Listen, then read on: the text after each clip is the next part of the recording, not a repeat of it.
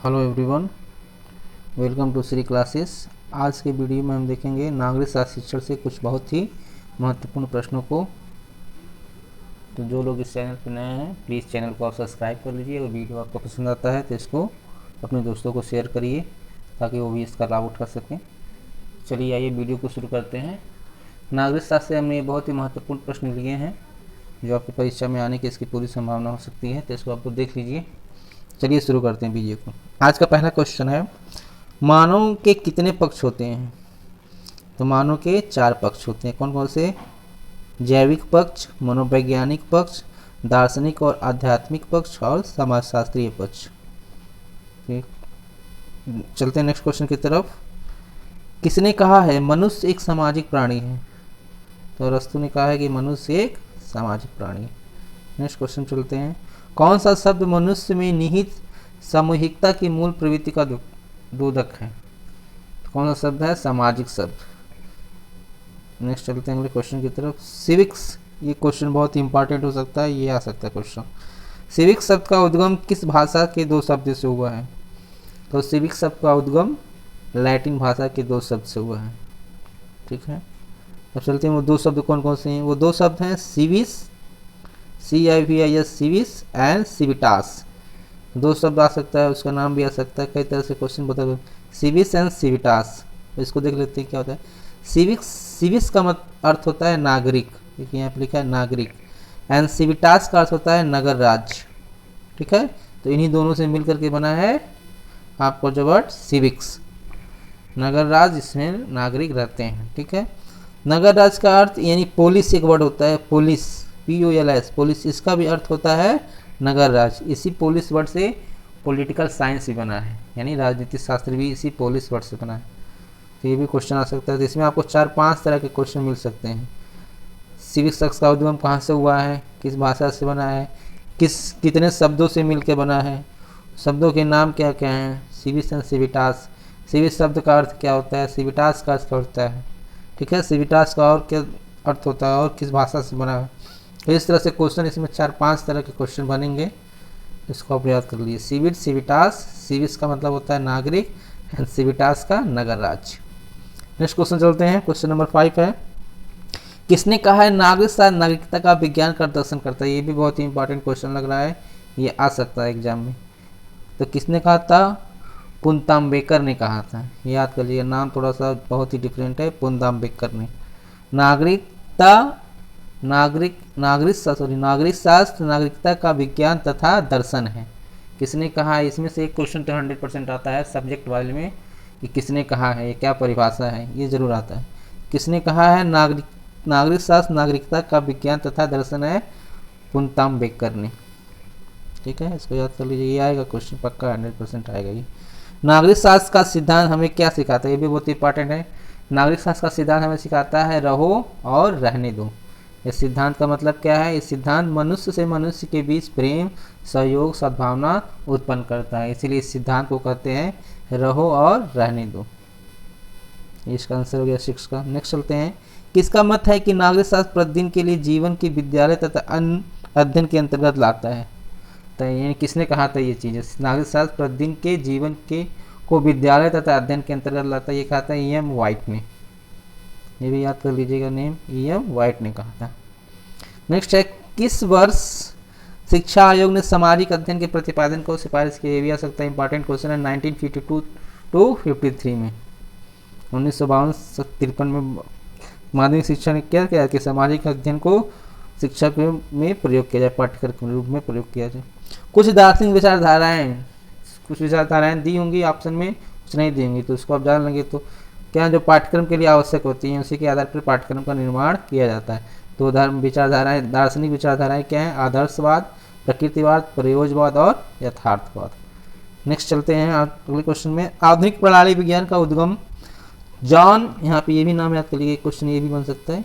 John एमास कम्युनियस ने किस महान ग्रंथ से माना था आधुनिक प्रणाली को? तो वो ग्रंथ का नाम था ग्रेट डायडेक्टिक्स, ग्रेट डायडेक्टिक्स।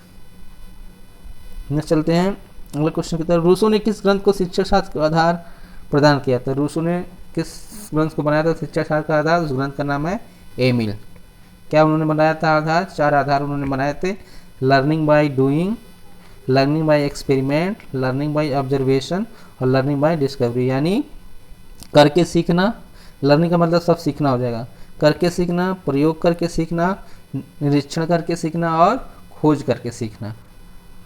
तो ये मैंने बताया। लर्निंग इंग्लिश थोड़ा आसान होता है इसलिए इंग्लिश में मैंने लिखा है, हिंदी उसको आप लर्निंग को कभी अधिगम दे देगा, कभी कुछ और दे देगा, तो इंग्लिश में आप लोग इसको लर्न करेंगे तो ज़्यादा रहेगा, क्योंकि इंग्लिश बदलता नहीं है। हर चीज़ का अधिगम का भी लर्निंग होगा, सीखने का भी लर्निंग होगा, इसको आसानी से समझ में आ जाएगा। रूसो ने किसको महान शिक्षक बतलाया था? ये क्वेश्चन भी बहुत इंपॉर्टेंट है। रूसो ने किसको महान शिक्षक बताया था? प्रकृति को, मनुष्य को और वस्तुओं को रूसो ने बोला था कि ये महान शिक्षक हैं। इन सब से हम बहुत कुछ सीख सकते हैं।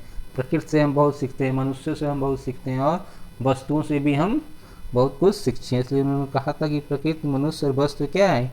ये महान शिक्षक। 13 किसने शिक्षण को मनोवैज्ञानिक बनाने पर बल दिया था? तो पेस्टोलॉजी ने क्या किया था? शिक्षक को मनोवैज्ञानिक बनाने पर बल दिया था। हर्बर्ट ने भी शिक्षक को मनोवैज्ञानिक बनाने पर बल दिया था। किसके सिद्धांत के आधार पर?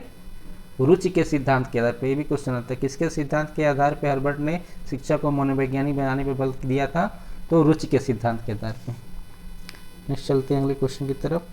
शिक्षण एक कैसी प्रक्रिया है? शिक्षण, ये भी क्वेश्चन आता है, एक मुखी, दो मुखी, त्रिमुखी, कैसी प्रक्रिया है? तो शिक्षण एक त्रिमुखी प्रक्रिया है।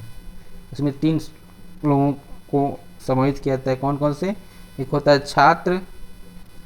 एक होता है शिक्षक, दूसरा छात्र और तीसरा विषय, यानी तीनों लोग मिल करके शिक्षण की प्रक्रिया को पूरा करते हैं। तीनों चीज़ें मिलती हैं, इसलिए ये क्या है? शिक्षण एक त्रिमुखी प्रक्रिया है। शिक्षण एक त्रिमुखी प्रक्रिया है। नेक्स्ट चलते हैं नेक्स्ट क्वेश्चन की तरफ। नागरिक शास्त्र की शिक्षण विधियों को कितने भागों में व्यक्त किया जाता है? नागरिक शास्त्र, देखिए यहाँ पे हर शास्त्र के शिक्षण विधियों को अलग अलग तरह से विभाजित किया गया है, तो इसमें ध्यान देना है। हर शास्त्र का अलग शिक्षण विधि होगा। तो नागरिक शास्त्र को 2 भागों में बांटा गया है। एक होता है परंपरागत, एक क्रियाशील। तो परंपरागत के अंदर देखते हैं, परंपरागत के अंदर केवल 3 ही विधि आती है, एक पाठ्य पुस्तक विधि, व्याख्यान विधि और कहानी कथन विधि। बाकी जो सारी विधियां हैं, आगमन निगमन विधि, प्रयोगशाला विधि, प्रश्नोत्तर विधि, जो योजना विधि, वो सारी विधि किसके अंतर आएगी? क्रियाशील। वो सब क्रियाशील विधियां हैं। तो ये हो गया आपका। नेक्स्ट चलते हैं अगले क्वेश्चन की तरफ। सूक्ष्म शिक्षण व्यवस्था के सोपान हैं। सूक्ष्म शिक्षण व्यवस्था के कितने सोपान हैं? 6 सोपान हैं। कौन कौन से? प्लानिंग, टीचिंग, फीडबैक, फिर रीप्लानिंग, रीटीचिंग एंड रीफीडबैक होता है। सूक्ष्म शिक्षण का उपयोग किया जाता है। ये क्वेश्चन बहुत ही इंपॉर्टेंट है, हमारे पेपर में आ रहा है ये क्वेश्चन। तो सूक्ष्म शिक्षण का प्रयोग किया जाता है प्रशिक्षण संस्थाओं में। जैसे कौन सी विधि शिक्षक केंद्रित होती है? तो व्याख्या विधि शिक्षक केंद्रित होती है। नेक्स्ट चलते हैं। विभिन्न विषयों के पारस्परिक संबंध को क्या कहते हैं? सहसंबंध। ये सहसंबंध कैसा होता है? जैसे मान लीजिए एक विषय हमने पढ़ा रहा है, इतिहास पढ़ा रहे हैं, तो उसका इतिहास में कुछ ऐसे टॉपिक आ जाएंगे जिसका संबंध नागरिक शास्त्र से होगा या भूगोल से होगा, तो उसी को तो क्या करेंगे हम उस टॉपिक को, यानी भूगोल के टॉपिक को भी पढ़ाएंगे, थोड़ा सा उससे संबंध स्थापित करके और फिर अपने विषय पे आ जाएंगे, तो उसी को बोलते हैं सहसंबंध। यानी विभिन्न विषयों के पारस्परिक संबंध को सहसंबंध करते हैं। एक पाठ्य योजना के सामान्य उद्देश्य संबंधित होते हैं। पाठ्य योजना का जो सामान्य उद्देश्य होता है वो विषय से संबंधित होता है। ये भी बहुत इंपॉर्टेंट क्वेश्चन, ये निश्चित ही आ रहा है, ये क्वेश्चन हर एग्जाम में आ रहा है। पाठ्य योजना का जो सामान्य उद्देश्य होता है वो विषय से संबंधित होता है, और जो विशेष उद्देश्य होता है वो प्रकरण के संबंधित होता है, यानी टॉपिक से संबंधित होता है। प्रकरण दिया होगा इंग्लिश, हिंदी में प्रकरण देगा और इंग्लिश में देगा टॉपिक। विशिष्ट उद्देश्य, विशिष्ट मतलब विशिष्ट है तो वो किसी पर्टिकुलर टॉपिक के बारे में होगा, और विषय सामान्य उद्देश्य रहेगा तो विषय से संबंधित रहेगा। नेक्स्ट चलते हैं। सूक्ष्म शिक्षण पद के जनक कौन है? सूक्ष्म शिक्षण के जनक हैं डॉक्टर एलन। नेक्स्ट चलते हैं। पंचपदी प्रणाली यानी पाठ्य योजना। पंचपदी प्रणाली किसने दिया था? हर्बर्ट ने दिया था। पंचपदी प्रणाली के बाद आता है इकाई प्रणाली। इकाई प्रणाली किसने दिया था? प्रतिपादक कौन है? मॉरिसन ने। ये भी इंपॉर्टेंट, दोनों क्वेश्चन बहुत ही आ रहा है एग्जाम में। हर्बर्ट ने किस सिद्धांत पर बल देकर शिक्षक को मनोवैज्ञानिक दिया? तभी बताया था मैंने, रुचि के सिद्धांत पे आधार पर उन्होंने शिक्षण को मनोवैज्ञानिक रूप प्रदान किया था। पाठ्य योजना किस योजना का उपभाग है? तो पाठ्य योजना इकाई का है। पाठ्य योजना पहले पाठ आता है, फिर इकाई के अंदर ही पाठ आता है, तो इसी का यानी यूनिट। इकाई मतलब यूनिट, एक यूनिट के अंदर कई सारे पाठ रहते हैं। तो इसका भाग है। नेक्स्ट चलते हैं, पाठ्य योजना के कितने भेद होते हैं? पाठ्य योजना के 2 भेद होते हैं, एक विस्तृत पाठ्य योजना बनाते हैं हम और एक संक्षिप्त पाठ्य योजना बनाते हैं। नेक्स्ट चलते हैं, पाठ्य योजना के प्रतिपादक कौन है? पाठ्य योजना के वही हंट प्रतिपादक हैं पाठ्य योजना के, सॉरी हंट ने, हर्बर्ट। सूक्ष्म शिक्षण का विकास किस विश्वविद्यालय में से संबंधित है? स्टैनफोर्ड विद्यालय अमेरिका का विश्वविद्यालय है, स्टैनफोर्ड, उसी से संबंधित है। वहीं किस एसएसएन ने क्या किया था? वहाँ पे सूक्ष्म शिक्षण का प्रयोग 1961 में किया था। यूनानी दार्शनिक सुकरात ने शिक्षण की अन्य विधियों का बहिष्कार करके किस विधि का अपनाया था? तो उन्होंने सारी यानी प्रश्नोत्तर विधि को अपनाया था या प्रश्न विधि को अपनाया था। छात्रों के पूर्व ज्ञान का पता लगाना प्रस्तावना प्रश्न का उद्देश्य है, यह कथन सत्य है। पूर्व ज्ञान का पता लगाना प्रस्तावना का ही उद्देश्य है, यह सत्य है। नेक्स्ट चलते हैं, प्रस्तावना प्रश्न कैसे होने चाहिए? प्रस्तावना पर शिक्षाबद्ध होनी चाहिए, एक के बाद क्रम से उसको पूछना चाहिए।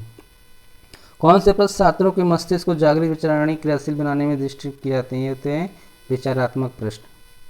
नेक्स्ट चलते हैं, शिक्षक को छात्रों के उत्तर दोहराने चाहिए, एक कथन सत्य है, असत्य, एक कथन असत्य है। शिक्षक को क्या करना चाहिए? छात्रों के उत्तर को दोहराना नहीं चाहिए। तो ये आपके कुछ बहुत ही महत्वपूर्ण प्रश्नों को हमने लिया है इसमें, तो इसको आप लोग प्रिपेयर करिए। वीडियो आपको पसंद आता है तो अपने दोस्तों को भी शेयर करिए। धन्यवाद।